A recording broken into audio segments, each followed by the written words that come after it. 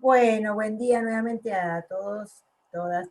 Entonces hoy continuamos con el espacio de lectura de Lacan, con el seminario 15, el acto psicoanalítico, y hoy la clase 4, entonces la van a puntuar Mariela Westcamp y Silvia Weisenberger. Bueno, además les recordamos que el lunes 30 de noviembre tenemos las jornadas, están todos invitados, que será a las 9:30 de la mañana. 9. ¿A las 9? Bueno, vamos a aclararlo. ¿No? Acá Ingrid dice que es a las 9:30. Bueno. Bueno, después veremos, no se Hoy les preocupen. avisaremos. Vamos a avisarles bien por mail. Muy bien, bueno, entonces arrancamos la clase. Bueno, buenos días a todos. Esta clase comienza con unas réplicas, como lo llama él, ¿no? Que las leo, dice: dime, ¿cuál es la primera cosa que te acuerdas? ¿Qué quieres decir?, responde el otro. ¿La primera que me viene a la mente? No, el primer recuerdo que hayas tenido. Larga reflexión. Debo haberlo olvidado. Justamente, el primero que hayas olvidado. Larga reflexión. Olvidé la pregunta. Bueno, dice que Lacan que extrae estas réplicas de una obra que se llama Rosencrantz y Guildenstern, que, bueno, se extraen de, digamos, es una obra que se hizo a partir de Hamlet, y en Hamlet estos dos eran personajes secundarios, pero bueno, aquí son los protagonistas, y parece que la obra se trata de ciertas réplicas que hablan entre ellos. Bueno, estas réplicas, por lo pronto, las preguntas que surgen, ¿no? Me parece que tienen que ver con preguntas que pueden bien ser atinentes a cualquier análisis, ¿no? El primer recuerdo, las cosas que se te ocurren, en fin. Y Lacan va a analizar un poco estas réplicas y dice lo siguiente, ¿no? Como que ubica aquí que de lo que se trataría es de obtener una matesis. La matesis es la aprehensión de lo que es saber, la ciencia de lo que es el saber. Y plantea que estas tres réplicas ubican la diferencia, la distancia que hay en tres niveles de aprehensión del saber en un análisis. La primera de estas la nombra como yo leo, ¿no? Y lo relaciona con lo que ya se trabajó en la clase anterior al respecto del Menón, ¿no? Que trataba sobre la teoría de las reminiscencias, ahí se trataba acerca del conocimiento, de descubrir algo que ya, de descubrir algo nuevo. ¿Cómo se conoce? Era la pregunta, y en realidad a través de las preguntas al esclavo se verifica, ¿no?, que se descubre algo que ya estaba, un conocimiento que ya estaba en el alma de este esclavo. Leyendo en otros lados encontré una referencia que me gustó como la dicen y la planteo de un psicoanalista que se llama Guthrie. Lo plantea de esta manera, dice: más bien habría que decir que hay cosas que están escritas con una tinta invisible y que están aguardando a que un reactivo adecuado las hagan perceptibles. Y si intentamos descifrarlas precipitadamente o antes de que aparezcan, podemos cometer errores. Bueno, con respecto a esto, entonces, se trataba de descifrar, de revelar, de rememorar, ya que los elementos a recordar están ya inscritos en una articulación simbólica. Bueno, el primer nivel de aprehensión del saber, entonces, es yo leo. El segundo es yo escribo. Y acá dice: esto implica seguir la huella de un escrito ya marcado. Vale decir, se trata de producir el desprendimiento de la incidencia significante. Y esto significa un progreso en la aprehensión del saber en un análisis. También esto creo que se pone en relación con lo que ubicó en la clase anterior, ¿no?, cuando decía lo inconsciente no sabe, hay un saber que ya está articulado, cifrado. Y dice, ¿es acaso que nuestra interpretación viene a aplicarse sobre la organización significante del inconsciente estructurado como un lenguaje? Y agrega que esto permitiría o tendería a localizar el lugar como tal del deseo, ya como él lo trabajó en el caso de Hamlet, ¿no? Y el tercer nivel de aprehensión del saber, que me parece que, bueno, lo ubica como el más significativo, es el yo pierdo el hilo. Dice que ese punto en el que se pierde el hilo es donde comienza lo que nos interesa saber. Lo que se puede, bueno, aprender de saber en un análisis. O sea, que justamente al momento de que se pierde el hilo puede emerger un saber, ¿no? Que no estaba, por lo menos, un nuevo saber. Como podría ocurrir a través de un lapsus o de un acto fallido o de estas preguntas que él menciona acerca de la entrada en el mundo que no tienen respuestas y que generan tropiezos, ¿no? Y dice que este punto, que me parece muy importante, de perder el hilo, es esencial, ¿no? Cuando se trata del acto analítico.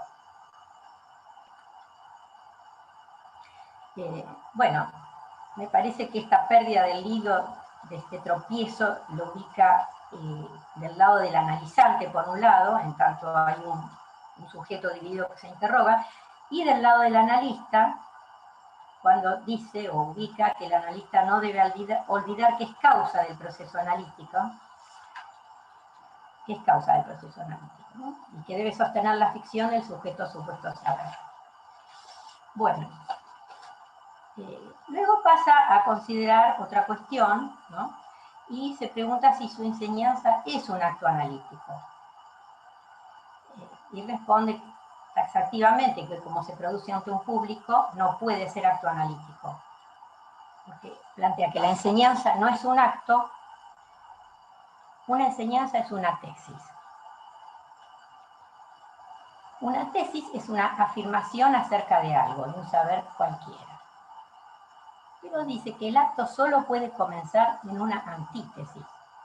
Desde el punto de vista de la dialéctica hegeliana sería una crítica a lo afirmado en la tesis, ¿no? Pero bueno, no sé cómo, lo plantea así, ¿no? Que el acto solo puede comenzar en una antítesis. Y que también ubica que sus tesis acerca del acto analítico tienen consecuencias. Entonces hace una afirmación sumamente importante, me parece bastante central, que dice que es: yo soy psicoanalista y en el acto psicoanalítico estoy yo mismo tomado. Es decir, que el analista está tomado en su acto, implicado en su acto, ¿no? Y yo pensaba como en dos vertientes, ¿no? Que es responsable de su lugar de sujeto supuesto saber y está también tomado como semblante de objeto funcional. Y agrega que a la vez que él está tomado en el acto psicoanalítico, también existe en él el propósito de captar el acto psicoanalítico desde afuera. También ubica que hay algo insoportable en el acto psicoanalítico, por lo que teme aproximarse a sus límites, o sea que, como decíamos antes, tiene consecuencias el acto, ¿no? Luego pasa a trabajar el tema del acto fallido. Dice que la primera forma del acto inaugurada por el análisis es este acto sintomático, del que se puede decir que es una forma del acto bien lograda. Porque, bueno, es en el análisis, en la interpretación del fallido, se puede hacer lugar a una cierta verdad, algo distinto a la intención de quien lo realiza. Pero bueno, ahí hace una serie de diatribas acerca del acto fallido, que se les puede criticar al psicoanálisis que estas elucubraciones acerca del fallido no son ciertas, son simplemente, bueno, cosas que no tienen validez, o incluso dentro del mismo tratamiento analítico el paciente puede decir, no, esto que me dice acerca del fallido es una pavada, como por ejemplo podría ser alguien que quería generar una disculpa sobre una cosa muy agresiva que hizo, quiso enviar la disculpa por mensaje y el mensaje fue a otro destinatario, con lo cual uno podría decirle, bueno, en realidad no tenía deseo de disculparse, pero bueno, esto puede ser puesto en juego tanto por el analizante como por los críticos del psicoanálisis, ¿no? Y dice entonces que no hay una regla segura respecto de esto del acto fallido en cuanto a estas cuestiones, ¿no? Y dice que si bien no hay nada tan logrado como el fallido en cuanto al acto, esto no quiere decir que la recíproca sea cierta, o sea, que todo fallido sea un logro del acto. Pero estas cosas que, digamos, como estas ambigüedades que estaba mencionando, en realidad me parece que no dejan de tener peso en el punto siguiente, donde plantea que todo esto que dijo antes cobra su peso en relación al acto analítico, ya que por primera vez hay en el mundo sujetos cuyo acto es ser psicoanalistas. Y en tanto tales, bueno, esto lo agrego yo, son causa del proceso analítico. Bueno, esta es una afirmación que me parece muy interesante, muy importante también, ¿no? Por primera vez hay en el mundo sujetos cuyo acto es ser psicoanalista. Es decir, dice, que sobre esto, una vez que existe este acto de ser psicoanalista, sobre esto pueden organizar, agrupar, perseguir una experiencia, tomar sus responsabilidades en algo que es de otro registro que aquel del acto, a saber, un hacer. Pero atención, dice, ese hacer no es el suyo. Sigo leyendo. La función del psicoanálisis se caracteriza claramente por haber instituido un hacer por el cual el psicoanalizante obtiene un cierto fin que nadie ha podido fijar claramente. Y esto puede verse en la oscilación verdaderamente desordenada de la aguja que se produce cuando se interroga a los autores al respecto. Bueno, o sea, como que está ubicando que todavía no hay una concepción definida, clara, coincidente entre los analistas acerca de cuál es el fin del análisis, ¿no? Y me parece que hasta ahora, bueno, estaba introduciendo distintas versiones acerca, o nombra el acto en distintas versiones, ¿no? Lo que llama acto psicoanalítico.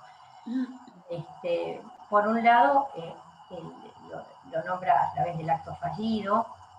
Luego esta afirmación muy fuerte, este acto de ser psicoanalista. Y también venía en la clase anterior hablando de sostener, también mencionaba como acto el hecho de sostener la ficción del sujeto supuesto al saber, ¿no? Como que hay estas versiones o vertientes que está trabajando acerca del acto, ¿no? Bueno, entonces, lo que habíamos ubicado es que, bueno, luego continúa con lo siguiente, que dice la ley, la regla, como se dice, que ciñe la operación llamada psicoanálisis, estructura y define un hacer. Bueno, supongo que acá, una vez que el acto de ser psicoanalista, se define un hacer, y este hacer tiene que ver con toda la cuestión que hace a la práctica, ¿no? A establecer la regla fundamental, establecer un espacio, un consultorio, todo el hacer, todos estos haceres que hacen a nuestra práctica, cobrar, etcétera, etcétera. Pero todos estos haceres no son el acto analítico.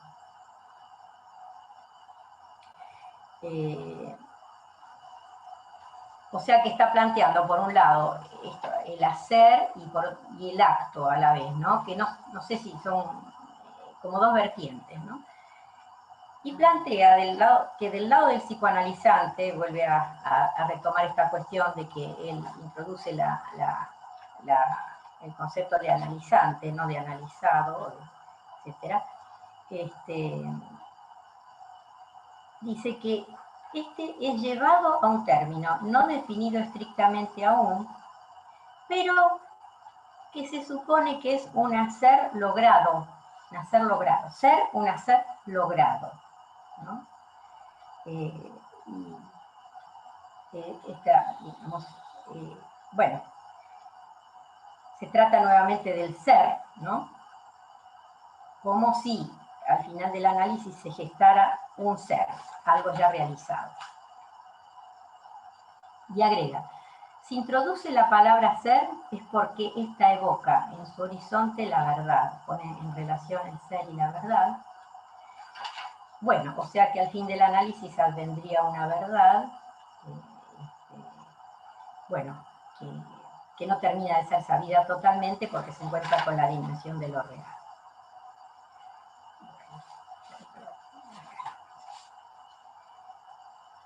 Bueno,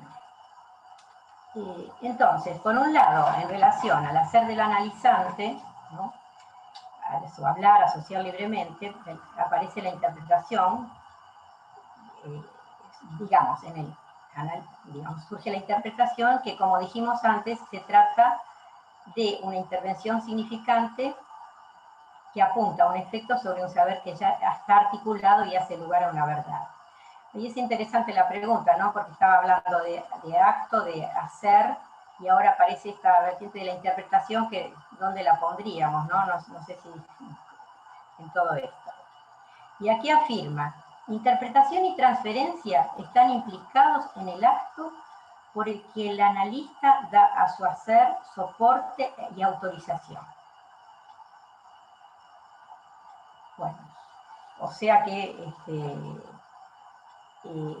si hay un sujeto cuyo acto es ser psicoanalista, ¿no?, ya esto da a este hacer soporte y autorización.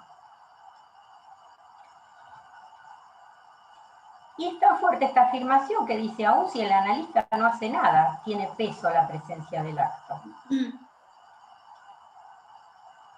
Volviendo un poquito a esto que estaba mencionando acerca del hacer y del acto, él luego dice, pues esta distribución del hacer y del acto es esencial al estatuto mismo del acto. Bueno, luego se pregunta por los tropiezos del acto analítico, ¿no? Y me parece que se refiere ahora al punto en que el psicoanalista ha llegado al fin de su análisis con sus efectos de verdad y las consecuencias sobre el ser. O sea que está hablando del pasaje de analizante a analista. Está en juego aquí la caída del sujeto supuesto saber con sus efectos de pérdida al final del análisis. Y dice, o sea que si digamos que si no, los tropiezos pueden tener que ver con esto, con no poder, digamos, me parece, ¿no?, como sostener la ficción, la ficción del sujeto supuesto saber, no creerse que el saber está de su lado, o también poder soportar el efecto de pérdida que indica al final del análisis.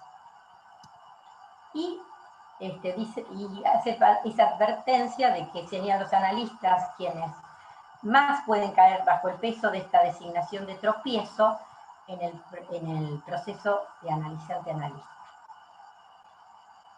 Bueno, entonces esto por un lado los tropiezos en el caso del analista, y también habla de los tropiezos en relación a la literatura analítica, a la lectura de Freud a través de los, digamos, como ejemplo, menciona la lectura de Freud hecha por los post-freudianos, ¿no?, por lo cual cita un trabajo de Rappaport que se llama Estatuto Analítico del Pensar.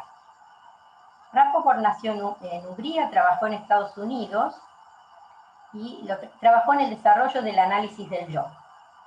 Para él, la teoría psicoanalítica era una psicología general basada en la biología y podía explicar todos los funcionamientos humanos, la memoria, la percepción, la motivación.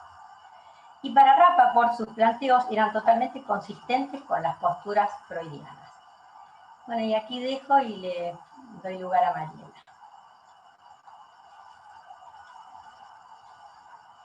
No te oyes.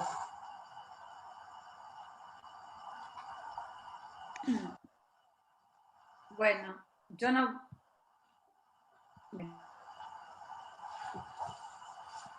Ahí está, ¿me escuchan? Sí. Bueno, lo retomo acá. Lo que plantea acá Lacan respecto de Rappaport es que acá se trata de un ejemplo de reducción de la teoría freudiana a la psicología, ¿no? Entonces dice que justamente lo que Freud plantea es que lo que Freud plantea respecto de los procesos primarios es que el individuo viviente no corre tras su satisfacción y que uno podría decir no, al comienzo está la satisfacción. O sea que es opuesto a lo que plantea este autor, ¿no? Dice que Freud, aunque no lo haya expresado exactamente así, para Freud justamente hay un estatuto del goce que es originalmente la insatisfacción, que el placer servía para definir el bien, que era satisfacción, y que Freud fue quien formuló el principio del placer como nunca antes lo había formulado, que Freud introduce otra cosa, ¿no? Y que en todo caso se trata ahora de ver cuál es la coherencia de esto con la dimensión de la verdad. Entiendo que se refiere a la relación entre verdad y goce, ¿no? Se hace una burla, como suele hacer Lacan, de una lectura que se hizo de sus tres registros, de un autor, de un psicoanalista distinguido, que dice que escribe un artículo que empieza con una especie de hechizo, o sea, que queda fascinado con las dimensiones de lo real, lo simbólico y lo imaginario, y que termina diciendo, para nosotros eso significa que lo real es Dios, este autor. Entonces Lacan se ríe y dice que él ha hecho un aporte a la fe teológica, ¿no? Y que esto es como hacer del psicoanálisis una religión. Entonces dice que este artículo lo estimula justamente a probar que si no tomamos estos tres términos, ¿no? Real, simbólico, imaginario, de modo absoluto, podemos avanzar. Y acá es cuando introduce 4 esquemas que los arma a partir de triángulos. ¿Vos los podés poner en pantalla compartida, Ingrid, lo que te mandé? Sí, voy poniendo de a uno. Dale. Este es el primer esquema, ¿sí? Entonces dice que acá está el segundo. Entre lo imaginario y lo real, proyecta al sujeto, dice, el sujeto determinado por un significante que lo representa ante otro significante, queda acá proyectado entre lo imaginario y lo real, y dice que esto nos permite pensar qué pasa con las relaciones del sujeto entre lo imaginario y lo real. Entre lo simbólico y lo real, ven acá que dice idealización. Entonces, el rasgo unario del que se parte para ver cómo se produce el mecanismo de la incidencia del significante en el desarrollo, o sea, la primera identificación, la pondremos como una proyección en el otro lado, ¿sí? O sea, entre lo simbólico y lo real, ubica acá la idealización y va a decir que se trata de la primera identificación. Acá es todo un tema esto, para mí. La tercera función será dada por el A, que es una caída de lo real sobre el vector tendido entre lo simbólico y lo imaginario, ¿sí? Y dice que es difícil descubrir cómo el significante toma su material en las funciones imaginarias, cómo se apodera de ellas. Entonces, acá introduce otro esquema. Perdón, acá fíjense que hay otro triángulo adentro del anterior, que serían, digamos, los vectores, dice él, no sabemos cuál es el sentido, porque el vector tiene un sentido, pero dice que acá esto plantea cómo se representan los vectores de cada uno de los puntos localizados. ¿Me van siguiendo? ¿Van pudiendo seguir los esquemas? Sí, sí. Bueno. Sí, gracias. Luego, Sí, se te sigue. bueno, luego introduce estos tres conceptos de verdad, saber y goce. Entonces va a introducir este nuevo triángulo que dice que por nuestra atadura a lo imaginario, él necesita ayudarnos, como si él no estuviera atado al imaginario, pero bueno, necesita ayudarnos a que podamos ubicar estos tres conceptos, y entonces por eso va armando estas figuras, ¿no? Al modo de los triángulos. Y que justamente de lo que trata de plantear, a lo que está tratando de plantear hoy en esta reunión cuarta, es qué pasa con el acto del analista en relación a la verdad, ¿no? Y que desde que él empieza a hablar del acto analítico, ya ha anulado las dimensiones tradicionales correspondientes a goce, saber y verdad, ¿no? Y me parece que todo el tiempo está tratando de ubicar que estos, digamos, tanto el goce, el saber y la verdad, los tenemos que también ubicar articuladamente, ¿no? A ver si hay algo más respecto de esto. Y que el punto, él decía que él en esta clase intenta ubicar qué pasa con el acto del analista en relación a la verdad, y que el punto de partida es plantearnos la pregunta de si el acto analítico se hace cargo de la verdad. Entonces, dice que ¿quién osa hacerse cargo de la verdad? ¿No? Entonces, comenta, alude a Poncio Pilatos, dice que él se las está dando de Poncio Pilatos, que la única culpa de Poncio Pilato fue plantear esta pregunta y que por lo tanto caía mal. Y que fue el único en plantear la pregunta ante la verdad. Toma una lectura que estuvimos buscando con Silvia y digamos, no nos quedó muy claro a qué se refería. Toma la lectura de Paul Claudel, donde habla del punto de vista de Poncio Pilato, así se llama el texto de Paul Claudel, y Silvia me comentaba que el único lugar en donde Claudel alude a Poncio Pilatos, digamos, en donde trae una frase de Poncio Pilatos, es que cuando entrega a Jesús, dice que no encontraba nada de malo en este hombre, ¿no? Lo entrega diciendo no encuentro nada de malo en este hombre, pero igualmente lo entrega a la multitud, ¿no? Entonces, podríamos pensar de que a pesar de que él pensaba que este hombre no tenía nada de malo, no había por qué matarlo, lo entrega para que lo maten, ¿no? Lacan dice que no propone plantear la cuestión en este contexto ni con semejante vigor, pero que algunas veces se aproxima.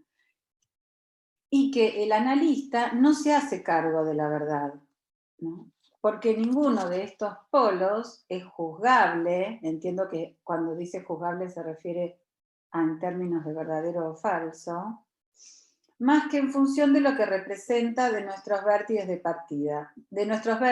partida, a saber, la verdad, dice acá, es la inscripción del significante en el lugar del otro, ¿no? Está hablando del otro con mayúsculas, claramente. Y la verdad no está ahí así nomás, no más que el goce que tiene ciertamente relación con lo real.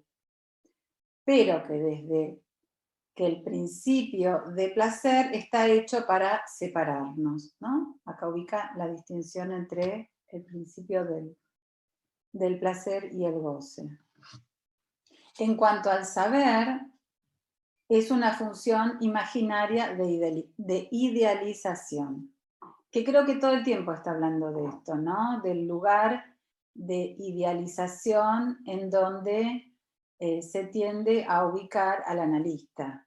Por eso se burlaba de este analista distinguido que se fascina con sus registros, ¿no? Y que hace del psicoanálisis una religión, y cómo la posición del analista no puede estar en este lugar de idealización, porque eso sería lo que haría de barrera para acceder a alguna verdad, ¿no? Entonces, retomo, el saber es una función imaginaria de idealización. Esto es lo que hace delicada la posición del analista, que se sostiene ahí en el medio. ¿Ustedes ven cuando yo toco acá o no se ve esto que estoy haciendo? Sí, sí, se ve, se ve. Bueno, ahí en el medio, ¿dónde está el vacío, el agujero, el lugar del deseo? En mi versión en el PDF que yo tengo, aparece sombreada esta última parte. En el que tiene Silvia, todo este triángulo aparece sombreado. Bueno, obviamente estos esquemas son los que después le van a permitir armar el nudo, ¿no? Entonces, acá está de lo que estábamos hablando. Este era el esquema que tendría que haber mostrado, ¿no? Esta es la vertiente de la idealización. Y entonces dice, respecto de la idealización, ¿no? Uno tiene que responder a aquellos que vienen a consultar al analista para encontrar más seguridad. Esto tendría que ver con el analista ubicado ahí en un lugar de saber sobre lo que al sujeto le ocurre, ¿no? Y que le va a dar seguridad de que él va a poder hacer algo con sus síntomas, ¿no? Bueno, claramente de eso no se trataría. Evoca también un artículo de Erickson. Esperen que quiero ver si hay algo más de estos esquemas, así dejo de compartir. Ya está. Evoca espérenme un instante, ¿sí? Así saco esto y no me molesta. Evoca un artículo de Erickson, y va a decir que, bueno, Erickson en este artículo, que bueno, no lo conocemos, trabaja el sueño de la inyección de Irma de Freud y lo estropea, ¿no?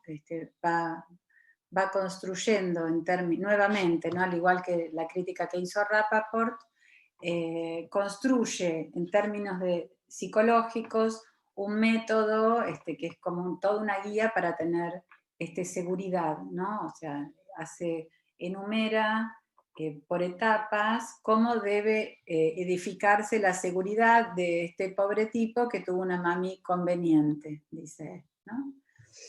Entonces, se trata de, después introduce algo que me parece que está en relación al acto analítico y el objeto A, ¿no? Porque dice, se trata de saber en qué es compatible el acto psicoanalítico con semejantes desechos. Y dice que la palabra desecho no hay que tomarla al azar. Me parece que acá está jugando con varias cuestiones, ¿no? Entre otras con lo que había nombrado respecto, por ejemplo, de Erickson o de Rappaport, ¿no? Con cuestiones que tienen que ver con el desecho de lo que es desechable, ¿no? De los que hacen psicología y que de ese modo reducen las afirmaciones del psicoanálisis, y me parece que también está aludiendo a lo que después va desplegando respecto de lo que va a hacer el analista en el final del análisis, ¿no? ¿A qué queda reducido el analista en el final del análisis? A ver,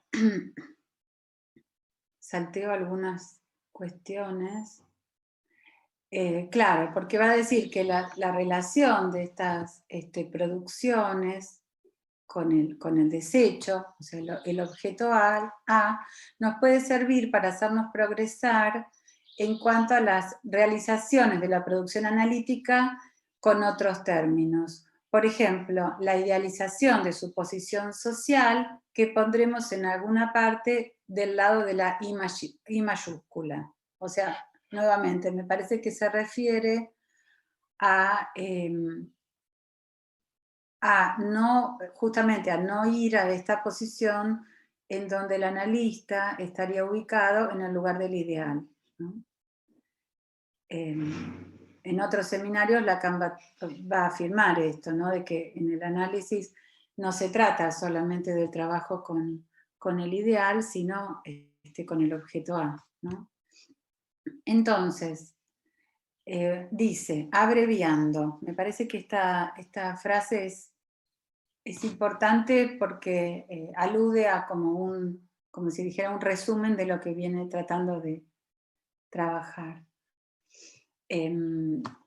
Abreviando la inauguración de un método de discernimiento de las producciones del acto analítico de la parte de pérdida necesaria, ¿no? Esto lo subrayaría, de la pérdida necesaria, puede iluminar el estatuto que supone el acto analítico y que soporta en su ambigüedad desplegada.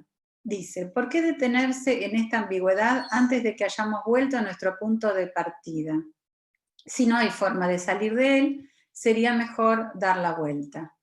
Este párrafo que me parece muy importante, yo lo dejaría para que lo conversemos, porque tanto a Silvia como a mí nos daba nos quedaban muchas preguntas, ¿no? Me parece que la pérdida necesaria a la que todo el tiempo está aludiendo acá se refiere a varias cosas. Por un lado, a la pérdida del sujeto supuesto al saber, ¿no? Podemos pensar, ¿qué pérdida pone en juego el acto analítico? Como decía Silvia antes, hay algo relacionado a perder el hilo, ¿no? Podemos decir perder el hilo tanto del lado del analizante, pero también del lado del analista, en el punto en que se trataría de perder el hilo del saber, ¿no? Cuando el analista puede perder el hilo del saber en tanto al dar sentido, ¿no? Que en algún momento habla de esto, digamos, cuando se presta como objeto en la transferencia, se puede producir el acto analítico, porque desde un supuesto saber, esto lo digo yo, no es que lo diga así Lacan, pero desde un supuesto saber sobre la verdad no se podría producir el acto analítico. Entonces, el analista, al final del análisis, debe caer, ¿no? El analista justamente soportaría al final no ser más que ese resto, que él llama objeto A. Y hay toda una cuestión topológica que alude en esta clase, que también se nos escapaba, que me parece interesante poder seguirla. Está trabajando todo el tiempo esta cuestión del adentro o el afuera, o esto de si no hay forma de salir de él, sería mejor dar la vuelta, que me parece que también alude a esto de que el analista no debe operar de la superficie hacia la profundidad, sino justamente escuchar en la superficie, ¿no? Y también a esta cuestión respecto del corte que se produce y el sujeto que se produce a partir del acto, ¿no? Entonces, así como antes habló de Rappaport, Erickson y alguien más, que ahora no me acuerdo, que al principio también criticaba. Bueno, va a decir que no va a tomar solamente los peores ejemplos, ¿no? Respecto de que hay desechos y desechos. Y acá introduce a Winnicott. Ustedes saben que Lacan, si bien critica muchas teorizaciones de Winnicott, es un autor al cual respeta, ¿no? Así como critica a Klein, pero la toma y la respeta como analista. Ocurre lo mismo con Winnicott, y dice que es un excelente autor. al que le debemos uno de los más finos descubrimientos. Que él nunca va a dejar de recordar la ayuda que el objeto transicional le aportó cuando él se interrogaba sobre la forma de desmitificar la función del objeto llamado parcial, o sea, en contra de las teorías menos clínicas que ubican las relaciones que se desarrollan desde lo pregenital a lo genital, ¿no? Cuando Lacan intenta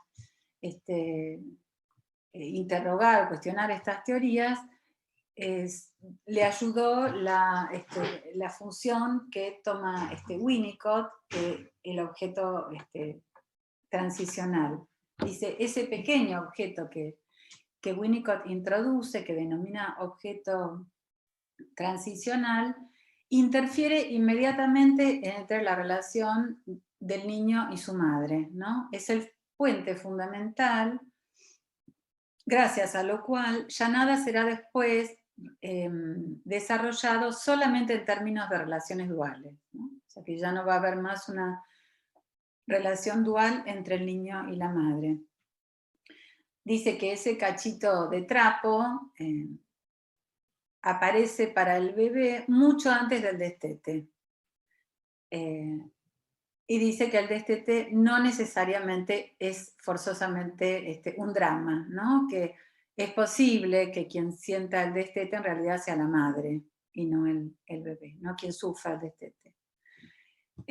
Dice que él va a seguir en la clase siguiente, que me parece que después no lo sigue, pero bueno, lo seguirá en otro momento,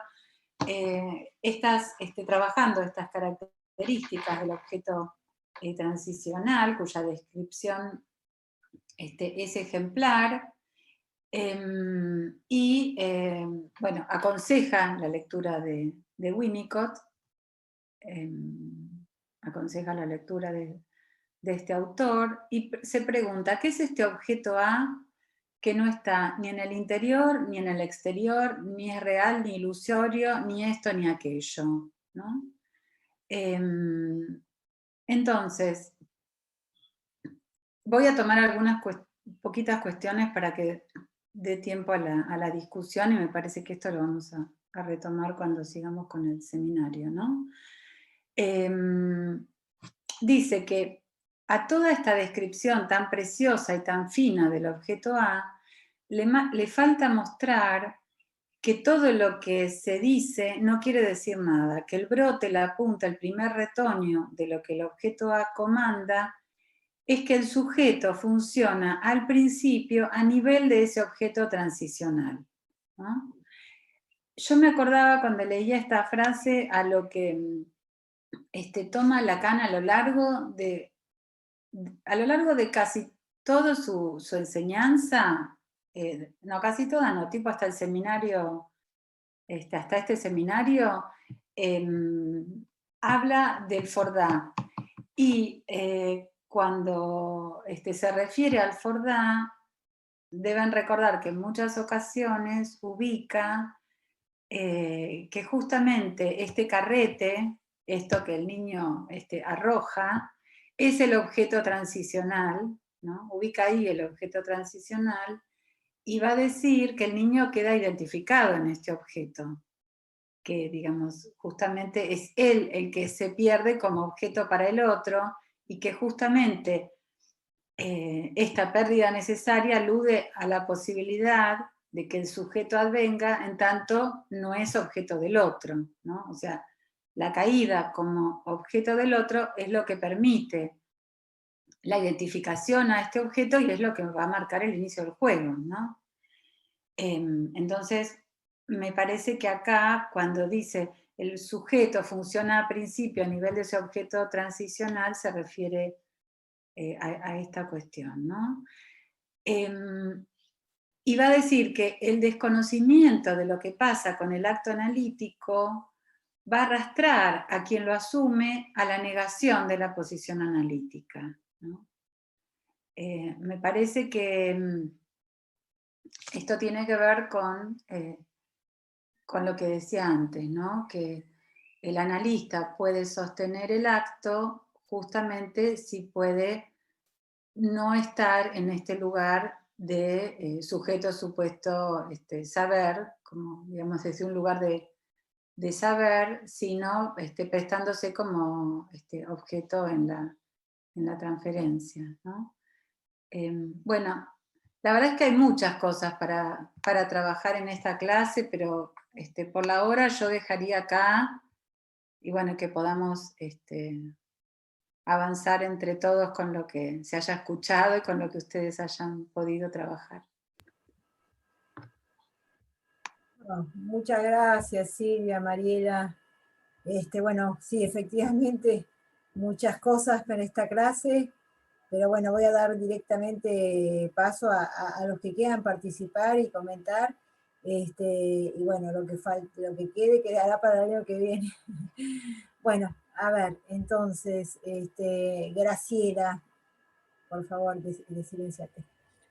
Hola, buen día. Bueno, verdaderamente un trabajo enorme lo que han hecho para despejar la complejidad de esta clase, ¿no? Me parece que ha sido como separar la paja del trigo, como se dice en cada párrafo.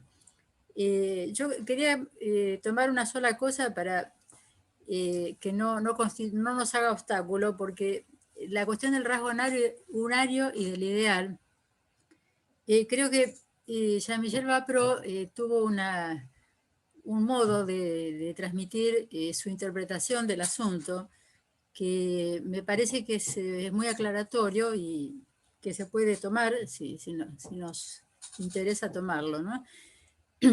O sea, él parte de una cuestión temporal, ¿no? De que la estructura, lo que llamamos estructura,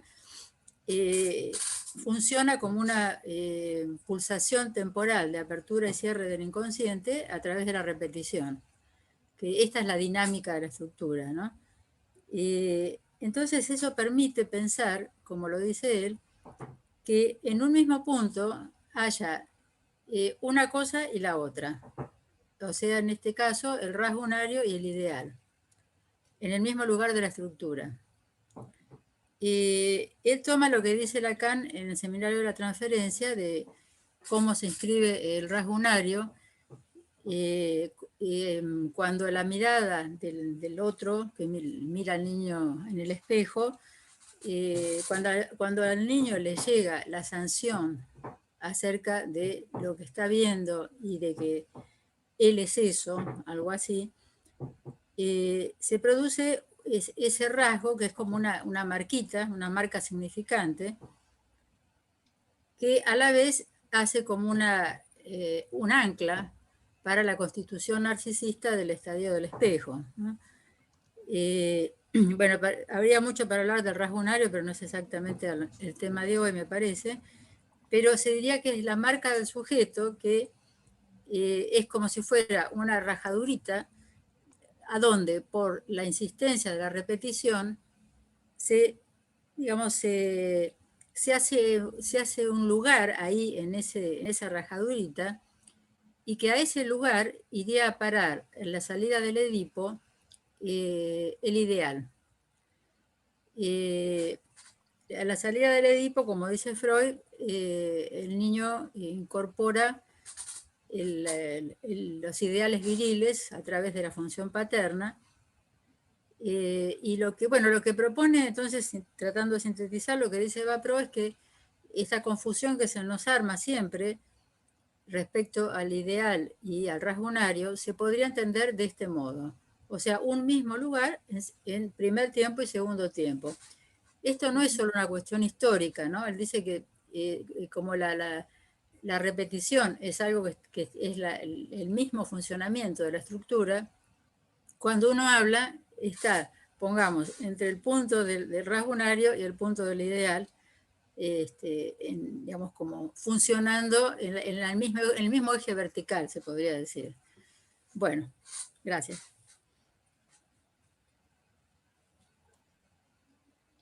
¿Puedo hacer un comentario? Ay, perdón, ¿se escucha? Sí, pero está puesto Puse el esquema porque me lo pidieron. Ahora lo saco, así nos vemos, pero por eso lo puse. Sí, sí. Ahí está. Sí, lo que yo planteaba, Graciela, era también respecto de algo que es tal vez más complicado, porque él acá dice primera identificación. Y si después tomamos las tres identificaciones como a lo real del otro real, a lo simbólico del otro real y a lo imaginario del otro real, esta no sería la primera identificación, porque no es la identificación a lo real del otro real. Por eso, cuando lo Bueno, conversamos, en el seminario, claro, pero en el seminario de la identificación, Lacan duda, ¿dónde lo pongo? ¿En la primera o en la segunda? Pero Claro. dice, si yo pongo el rasgo unario en relación a la primera, que es la incorporación de la esencia ausente del cuerpo, Exacto. esto va a producir mucha complicación. Entonces mejor lo pongo como segunda identificación. Claro. Sí, sí. Sí, gracias por aclarar. Ok, seguimos con Gustavo, entonces. Gustavo está... Sí. Bueno.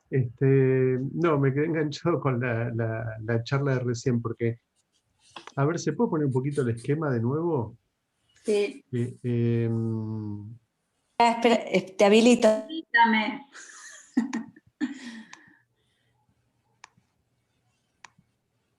Yo no puedo señalar. Ahí estoy. ¿Yo puedo señalar algo desde mi pantalla o no? No. No, Mariela solo. No. Yo soy la única. No, porque lo que pensaba es, según como, a ver, según vos decime como... y yo señalo. Claro, habría que partir de la I mayúscula que está a la izquierda, entre goce y verdad. ¿Sí? Ahí. De la id eso. imaginario. Eso, de la I de imaginario. Ahora, eso se proyecta en el vector, ese que sube, ahí está, a la idealización. Entonces, y eso, bueno, llega a la cuestión del saber, ¿no? Pero me parece que el rasgo unario hay que leerlo en el eje que va de simbólico a real. ¿Sí? Porque ahí está puesto entre simbólico y real. Eso, nada más. Me parece que según cómo leamos esos vectores, porque esto tiene como la estructura del nudo Borromeo, ¿no? Claro, porque justamente él va diciendo eso, que es una proyección en un eje, entonces la lectura hay que hacerla en ese sentido. Exacto. Lo que decíamos con Silvia es que habla de vectores, pero no sabemos cuál es la dirección. Tal vez esta es la dirección, ¿no? Sí, yo creo que sí. Yo leo así, que de lo simbólico va el sujeto, de lo real va el objeto A, y de lo imaginario va la idealización. Lo leo así el vector, ¿no? Sí. Sí. Perdón, ¿puedo decir algo? Si es proyección es sobre el eje opuesto, entonces es en esa dirección que dijiste, Mariela. Sí. Claro. Sí, lo que no sé es por qué él no marca la dirección. La dice, pero ¿por qué no está marcado en el esquema? Sí, es a propósito. Porque no es didáctico, nunca fue. Porque nos quiere hacer perder el hilo. Claro. Para que seamos más que tropecemos. Y justamente en relación a eso, ¿no? Porque uno, me parece que hay un elemento que no termina de mencionar cuando habla del acto analítico apuntando a la verdad, ¿no? Que es, a mí lo que me ayuda a pensar eso, cómo se escribe la verdad en el lugar del otro, tiene que ver con la barradura del sujeto. Es decir, que la verdad afecta al sujeto, ¿no? Que, digamos, el acto analítico tiene sentido en la medida que la verdad afecta al sujeto, o mejor dicho, que hay algo de lo que afecta en lo real al sujeto que eso se revela como verdad. Claro. ¿No? Me parece importante eso, porque si no parece, así dicho, como lo dice Lacan, puede quedar como muy en el plano abstracto, incluso como matemático, pero esto tiene que ver profundamente con la afectación del sujeto, la afectación en lo real del sujeto, ¿sí? Como cuando hay un efecto de un chiste, que hay una carcajada, bueno, ahí hay algo del cuerpo que se moviliza y eso es el signo de la verdad, ¿no? De que la verdad tocó al sujeto, no es una verdad teórica. A mí me sirvió mucho la puntuación de ustedes para pensar algo que trabajé hace poco en relación a yo leo, yo escribo y yo pierdo, que es algo que le pasa a Freud, que le está escribiendo una carta a Marta y se le cae la pluma y hay 2 gotas de tinta en la carta, ¿no? Se le cae la pluma y hay 2 manchas de tinta. Entonces lo que hace Freud es rodear esas manchas de tinta con un círculo y pone en una letrita así más apretada, dice, acá se nos cayó la pluma y escribió este signo secreto. Te ruego que no hagas su interpretación, ¿no? Y entonces me parece interesante, ¿no? Porque está la mancha, ¿no?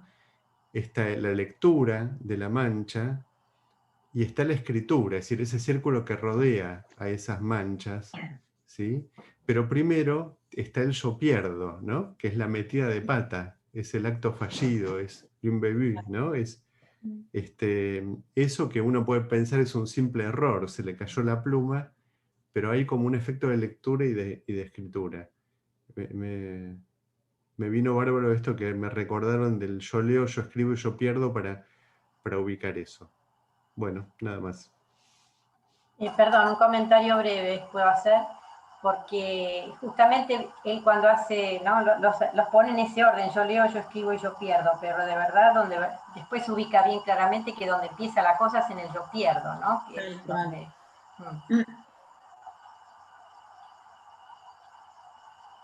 Bueno, seguimos. Lo único que me gustaría contarles es que me han traído al consultorio los niños unas historietas o unas cuestiones medias de terror, que es justamente la historia de un ser, podríamos decir, no sé qué, cómo ponerlo, que nace a partir de una historieta que está escribiendo un autor y que la tinta cae sobre, digamos, el dibujo podemos decir historietas, ¿no? Entonces el dibujo del personaje y se deforma el personaje y entonces ese personaje, que se llama Bendy, se convierte en una especie de alien que actúa por otro lugar, ¿no? Como que se escapa de la historieta y aparece toda una trama de terror, bueno, muy interesante.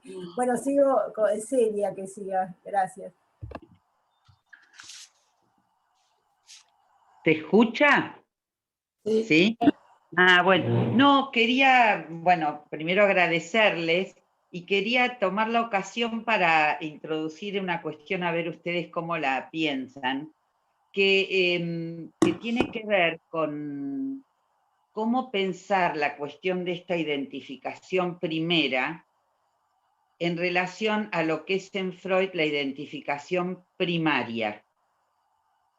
Claro. Porque yo diría, a ver, por ahí justamente quiero poner a conversar con ustedes, que en Freud, eso también en Lacan, la repetición es la estructura, no habría sino lo que repite, ¿no? Si no repite, no toma lugar.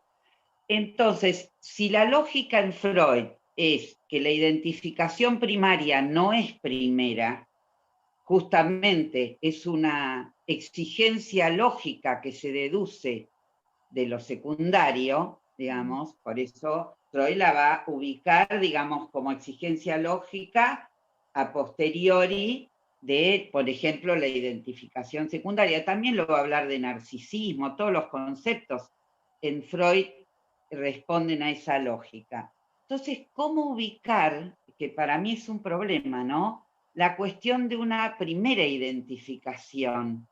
Me parece, me complica si lo pienso con la lógica freudiana de lo primario, de esa identificación primaria. Bueno, un poco quería, y en relación a que la repetición es la estructura y no habría sino lo que repite. Bueno, un poco amplio, pero me gustaba charlarlo con ustedes. ¿Seguimos con Cristina, entonces? ¿O quieren...? Bueno, esto se está poniendo apasionante.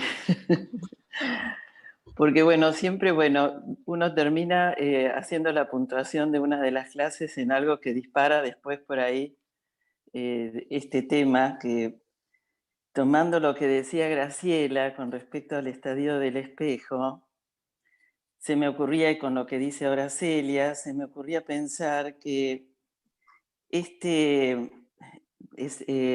Graciela lo pensaba en relación al estadio del espejo para diferenciar rasgo unario del ideal, ¿no? Como esa primera inscripción que no sería significante, entiendo yo, del asentimiento en el estadio del espejo, de la afirmación ahí, que en realidad no es significante, es ese rasgo unario, pero sí que va a ser matriz simbólica de todas las identificaciones posteriores.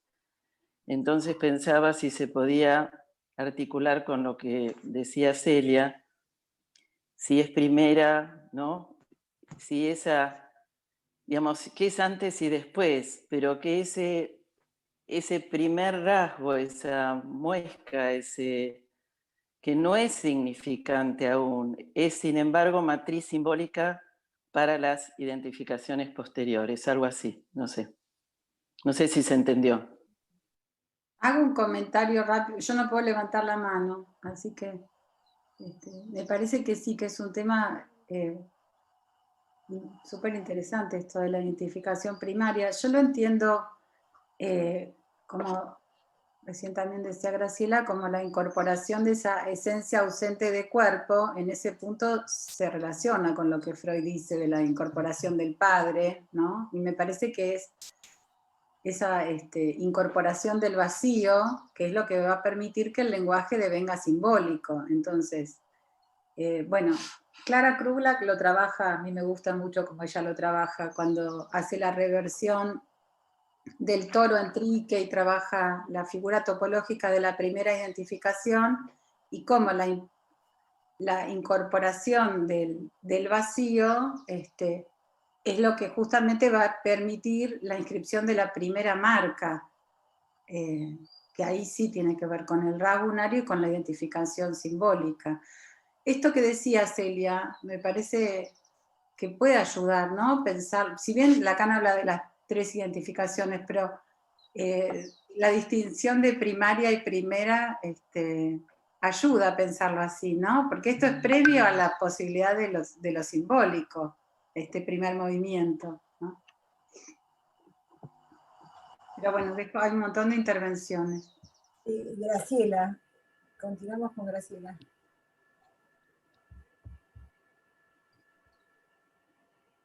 No, perdón, no quería perder el hilo del tema.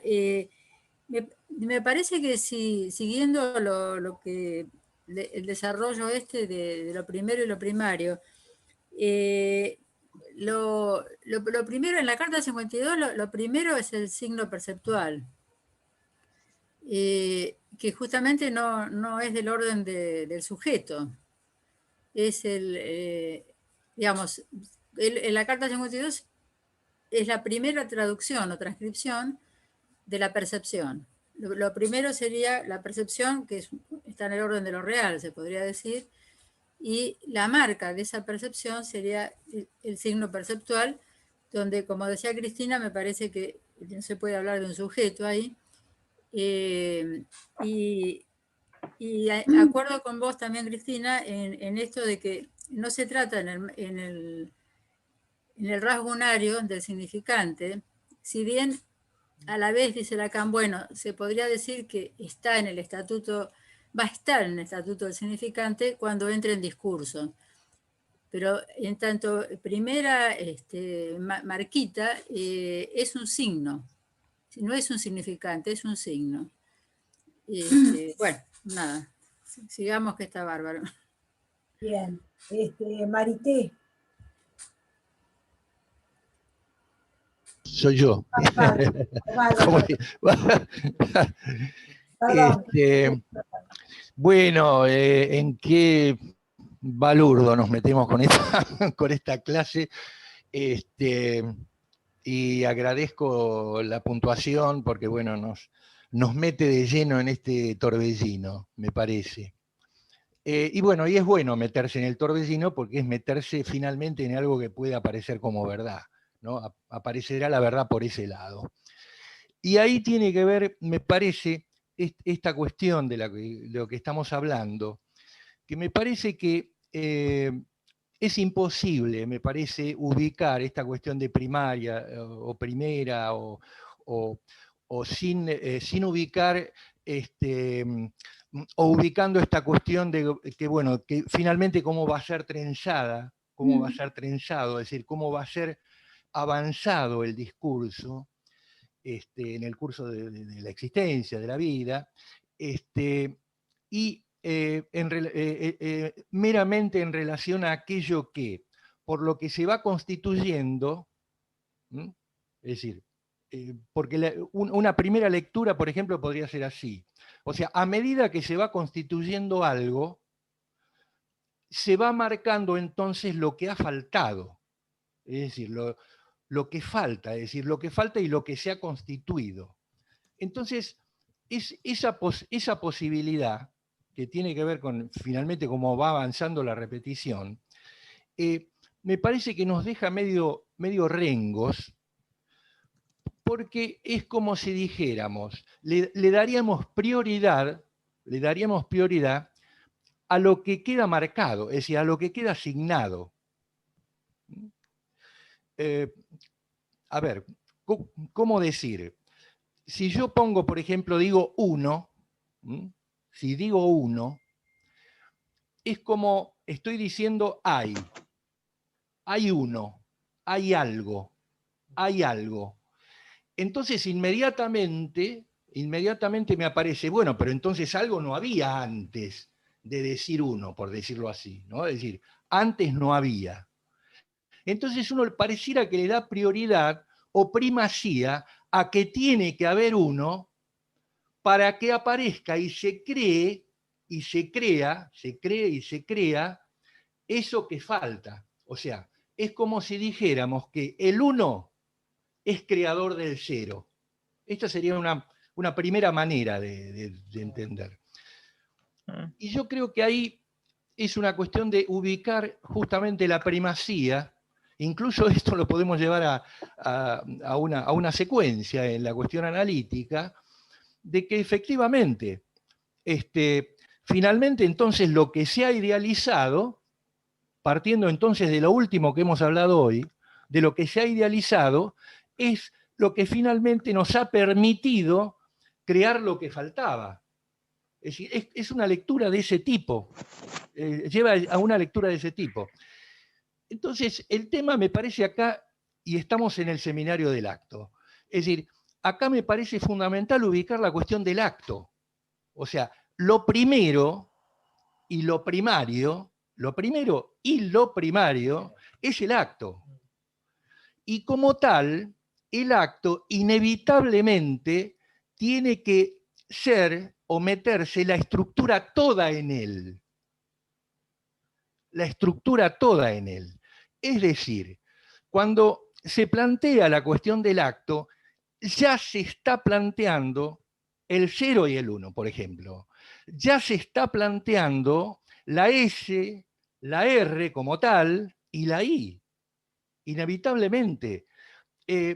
Porque es una cuestión, o sea, ¿cuál es el rasgo unario? ¿Cuál es el rasgo unario? Es decir, ¿de dónde saca, digamos, aquello que le da marquita de rasgo, digamos, si no es algo de lo imaginario? Es decir, algo que tiene que ver con algo creativo, inventado, imaginado, algo que le da consistencia, algo que tiene que ya estar por el hecho de existir en la misma estructura lenguajera. Eso ya tiene que estar. Desde luego, y fíjense, ¿a dónde se pone el sujeto? En medio en el diagrama este que hablábamos de los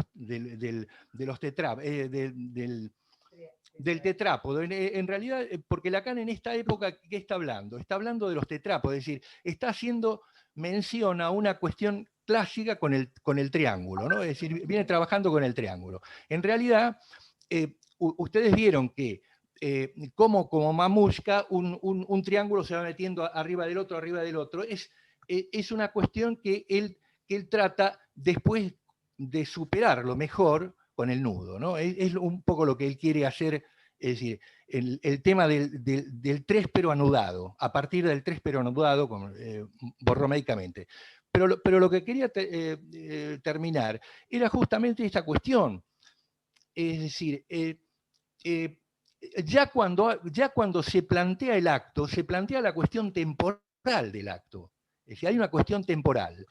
Y que a partir de ese rasgo unario, que no puede ser un significante todavía, no es un significante, pero la cuestión de que todo va a ser significante es que está metido ahí también.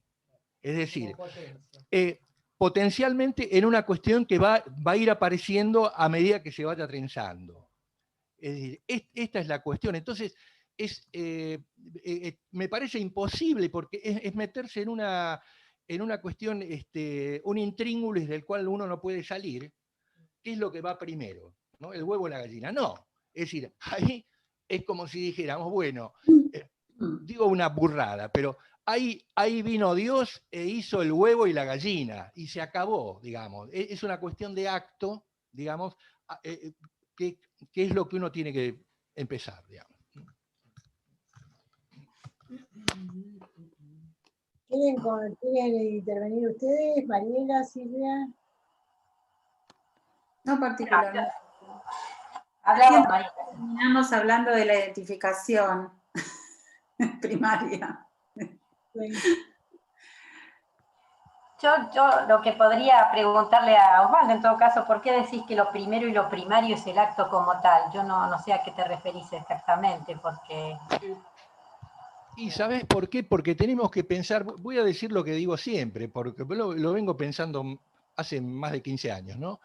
Porque si nosotros entramos en una cuestión en donde queremos ver cómo empezó lo físico-químico en el universo, cómo de lo físico-químico se llegó a lo biológico en el universo, y cómo de lo biológico se llegó a la existencia, ¿no? Que es lenguajera, es imposible ubicar algo en lo biológico que nos diga que existimos como humanos. Es imposible. Ha habido un acto ahí, ha habido un salto, es fundamental, un salto dimensional que es realmente la verdad del asunto. Si queremos ligar una cosa real con verdad, ¿no? Es decir, tenemos que considerar esta cuestión. Si no nos metemos en que el saber sabido, el saber ya constituido, y buscando en él, ¿no?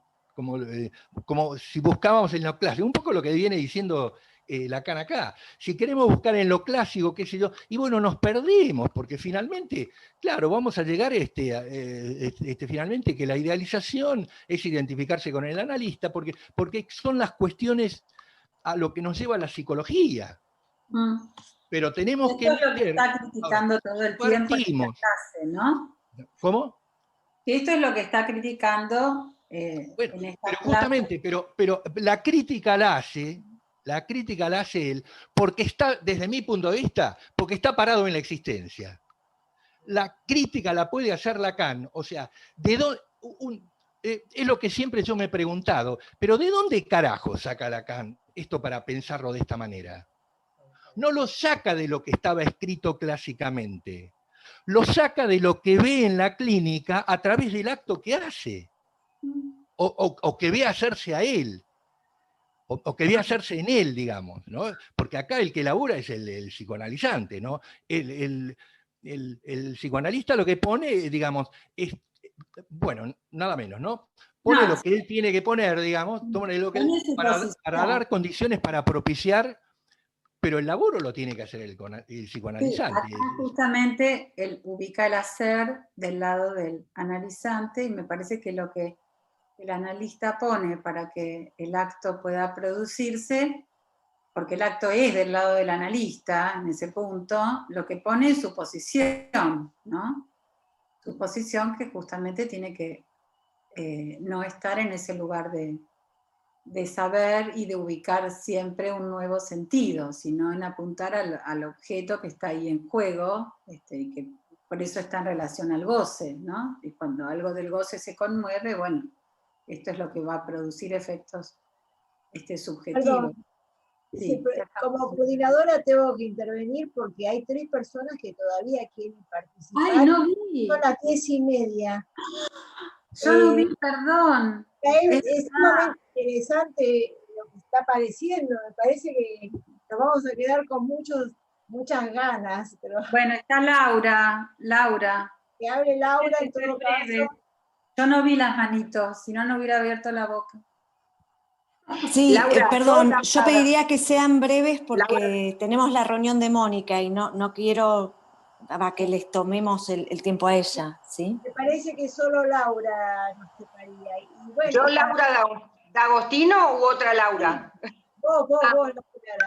No, la verdad agradezco muchísimo las puntuaciones, imposible poder expresar todas las preguntas que me suscitaron. Pero hay una cuestión respecto de la identificación primaria que nombró Mariela, ya en el intercambio, como la cuestión de la identificación a lo real del otro real, a lo simbólico del otro real y a lo imaginario del otro real.